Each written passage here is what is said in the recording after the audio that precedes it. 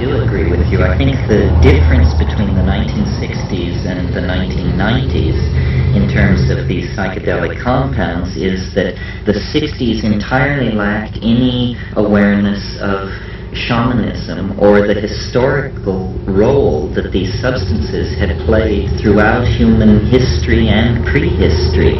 The 60s believed they were inventing this reality for the first time.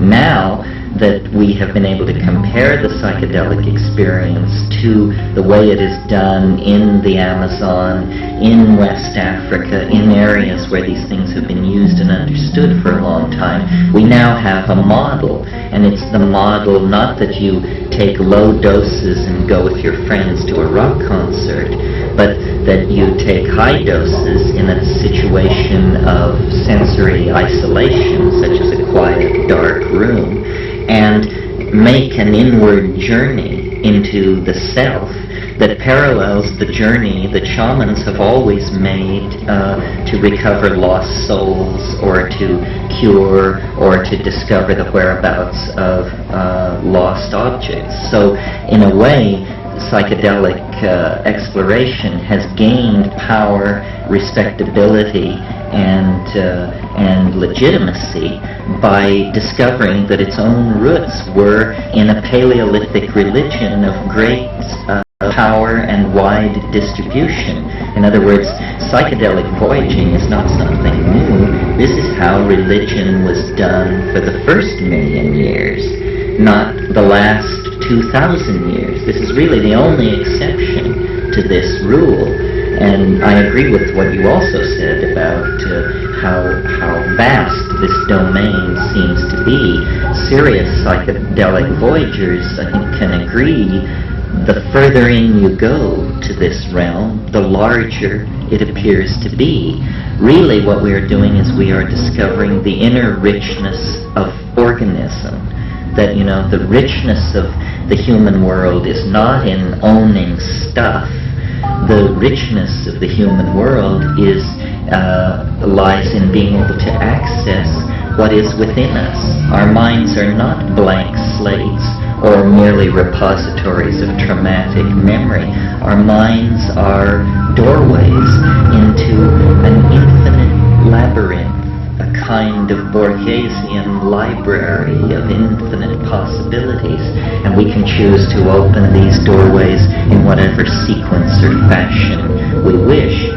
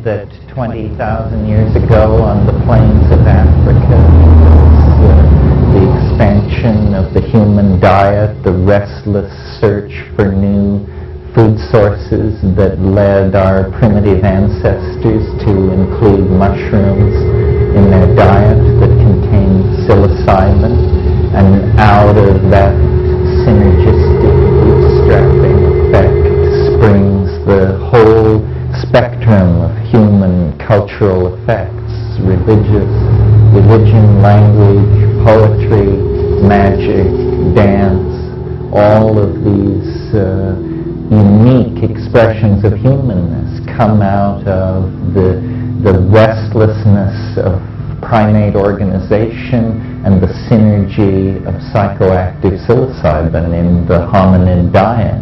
This is the real missing link. This is the real key to what the factors were that called us forth into humanness.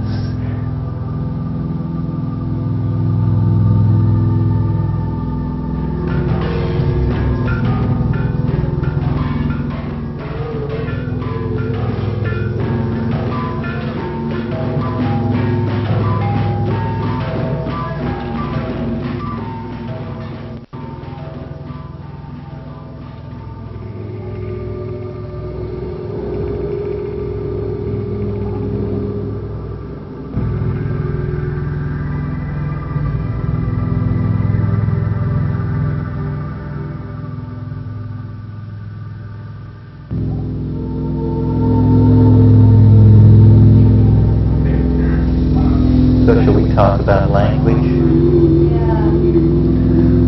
Well, first of all, let's talk about ordinary language, which is probably the closest thing to a miracle in the natural world. It's the major neurological manifestation of difference between ourselves and other animals and primates. And it's not a physiological difference, it's a difference in behavior. That language represents the most complex behavior ever observed in any animal, and certainly it's the most complex thing any of us ever learns to do. We're born into what William James calls a blooming, buzzing confusion.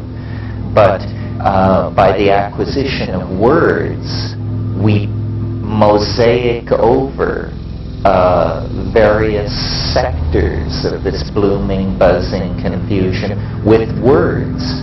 We replace the unknown with the known through the substitution of words. And by the time a child is 2 or 3, they have completely created a cultural mosaic of words that is interposed between them and reality.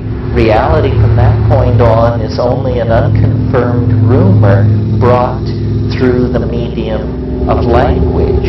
And every culture accentuates different parts of reality, so that in a sense, every culture is a different reality.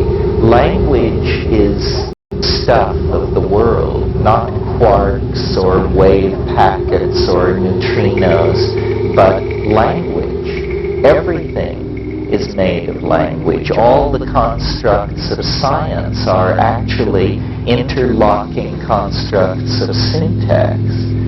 Well, so that's ordinary language, which seems to define reality through a kind of process of lying about it. For instance, by creating subject-object distinctions, which are, in fact, not true to the matter, but somehow operationally necessary for us to navigate in the kind of lower dimensional space that we inhabit. Then there is the phenomenon of non-ordinary, or what I call visible language. And this is very interesting to me. This is where technology, virtual reality, cybernetics, human-machine interfacing can actually make an impact and explore a frontier. Visual language is a transformation of the physiological impulse towards syntax into a final product, speech, which is not heard with the ears, but beheld with the eyes. And it's very interesting that all our metaphors of clarity of speech are visual metaphors. We say, I see what you mean. He spoke clearly. This means that at the organismic level, we associate a higher signal clarity with visual input. And on DMT and other tryptamine psychedelics, you actually experience the field of language, both heard and self-generated, as something that is visibly beheld. It's almost as though the project of communication becomes high-speed sculpture in a conceptual dimension made of light and intentionality. Well, this would remain a kind of esoteric performance on the part of shamans at the height of intoxication if it were not for the fact that electronics and electronic cultural media and computers make it possible for us to actually create records of these higher linguistic modalities. In other words, it's possible to imagine a virtual reality that was driven by a speech-operated synthesizer where the various parts of ordinary speech, adjectives, modifiers, subjects, and objects, were interpreted by the cybernetic environment as topological manifolds of various shapes, so that speech would then generate a visibly beheld topology. And it's possible to imagine a future world where, in setting up marriage contracts or negotiating corporate takeovers, in other words, in areas where communication, clear expression of intentionality was very important, that people would actually go into the virtual reality to use the virtual language because its capacity for conveying intent would be much greater than ordinary spoken language.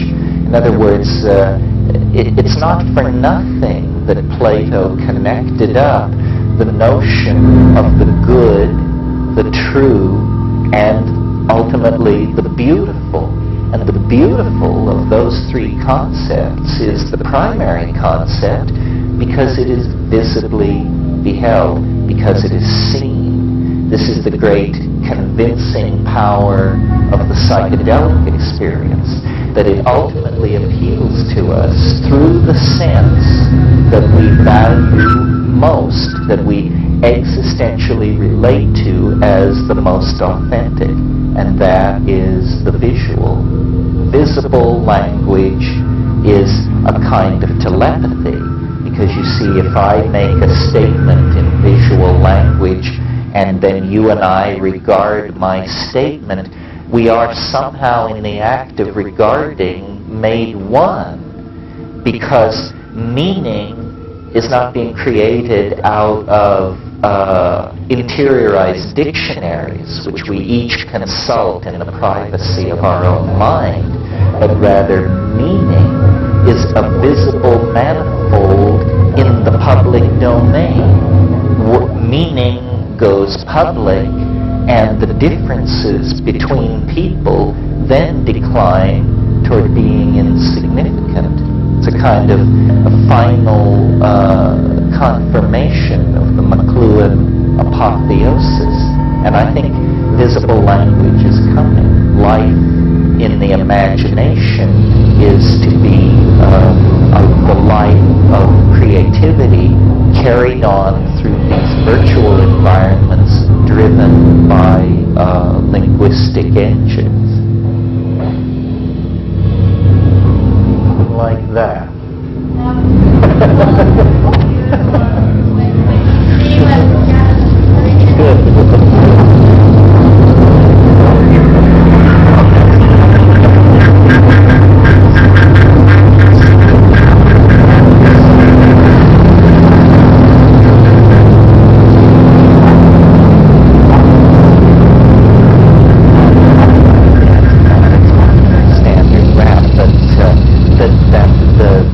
Start starships of the future. In other words, the vehicles of the future, which will explore the high frontier of the unknown, will be syntactical vehicles. The engineers of the future will be poets. This is what virtual reality holds out to us, the possibility of walking in to the constructs of the imagination. In a way, culture is that. I mean, our cities, bridges, highways, airliners, and art galleries are condensations out of the imagination, but at tremendous cost, because we must make them out of matter. Once we can make them out of light, out of electrons, then we won't build skyscrapers 120 stories high. We'll build them as high as we want. Roof height will no longer be a factor ruled by cost effectiveness and gravity. It will be a parameter ruled by the imagination, as will all other parameters. And then we will discover what man truly is, when we are able to erect, stabilize, share, and explore our dreams in a kind of virtual hyperspace that, carefully analyzed, is seen to be linguistic. That's what its connectors are made out of.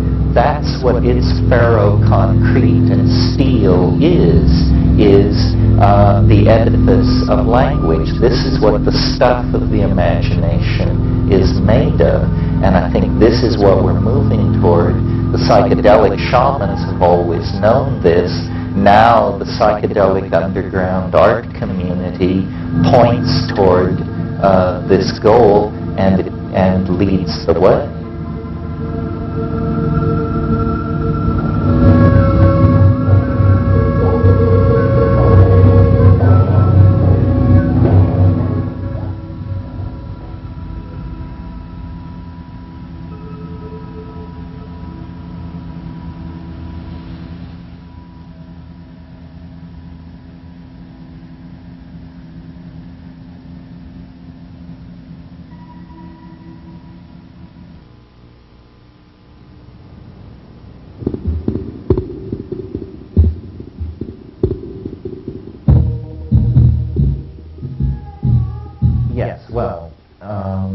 This is a segue from yesterday's discussion about visible language. The notion being that, let me review what yesterday was about. It was about the idea that if we could see language, if language were a project of understanding that used the eyes for the extraction of meaning rather than the ears, that it would be a kind of telepathy. There would be both a fusion of the observer with the object observed and with the person communicated with. The place in nature where something like this has actually evolved and occurred is in the cephalopods, the squid and the circulittoral octopi. Now these are animals that divided from the human, from the line of development that leads to human beings over 600 million years ago. They're mollusks. They're related to escargot. It's an organism very different from ourselves. Nevertheless, one of the things that evolutionary biologists always talk about is the convergent evolution between the eyes of cephalopods and the eyes of higher mammals. This is because the cephalopods live in an extremely complex visual environment, and in fact they have evolved a form of communication that approximates this visible language that I'm talking about, because these octopi have chromatophores all over the exterior of their bodies. Chromatophores are cells that can change color. Now, many people know that octopi can change color, but they think it's for camouflage, for blending in with the environment. This is not at all the case. The reason octopi change colors in a very large repertoire of stripes, dots, blushes, traveling shades, and tonal shifts is because this is for them a channel of linguistic communication. In other words, they don't transduce their linguistic intentionality into small mouth noises like we do, small mouth noises which then move as sound across space in the form of vibrations of the air. Rather, they actually change their appearance in accordance with their linguistic intent. What this boils down to is they physically become their meaning. And one octopus observing another is watching the unfolding of internalized neurological states within the organism being reflected in color changes on the surface of the skin. Now, these octopi not only can change their color, because they're soft-bodied creatures, they can also change the texture of their surface from smooth to rugose and folded. They can also, because they are soft-bodied, fold and unfold and reveal and conceal very rapidly different parts of their body. So they're capable of a visual dance of communication that is an extremely dense kind of visual signal. And in the so-called benthic octopi, the species that have evolved in very deep water where very little light reaches, they have evolved light-emitting phosphorescent organs, some of them with membranes like eyelids over them, so that even in the darkness of the abyssal depth of the ocean, they can carry out this dance of light, self-enfoldment, color change, and surface texture that is their linguistic style. In fact, the only way an octopus can experience a private thought is to release a cloud of ink into the water into which it can retreat briefly and hide its mental nakedness from its followers. This kind of biologically intrinsic wiring into the potential of language is something that we may be able to mimic and achieve using psychedelic drugs as the inspiration for the directions given to a virtual reality development program. In other words, we might be able to create kinds of visibly beheld syntax that would be the human equivalent of the dance of light, texture, and positioning that constitutes the grammar and syntax of squids and octopi.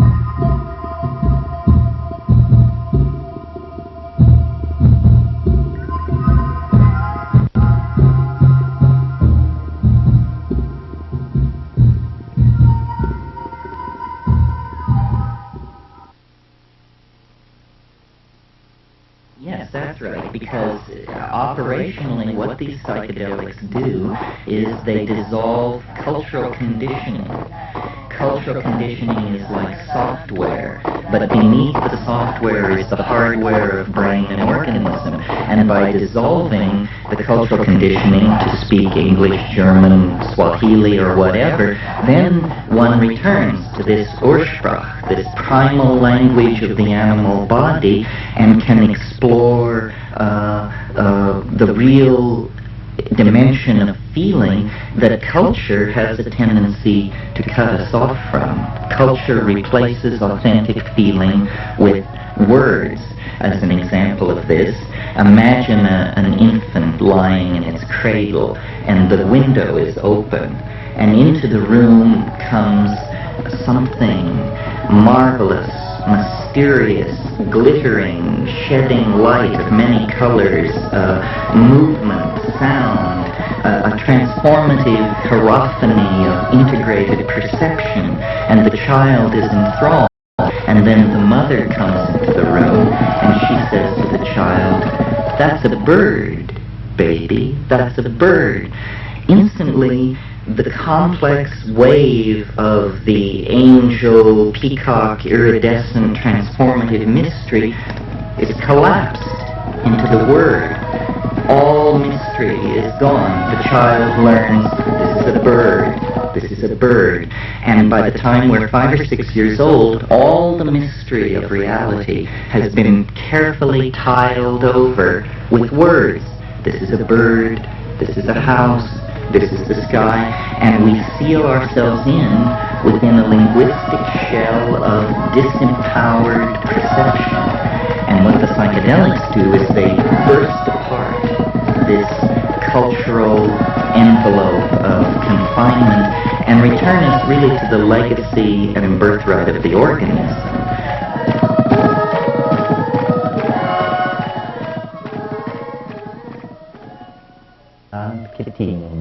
Etididi kwai kwak sidigi uk, etididi uget min kwateti kwak svit vidu gimbra al kektecht. Ningol begagan kekt kwe patapaha kwakam, tolgimi hulkwe topahakanta.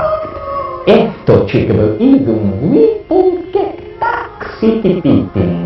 Ite nshikwa kwa haka mungu mungu upiti itu upaksa amapango hotech ni oto deva hoichpu. That's it, I'm out of here.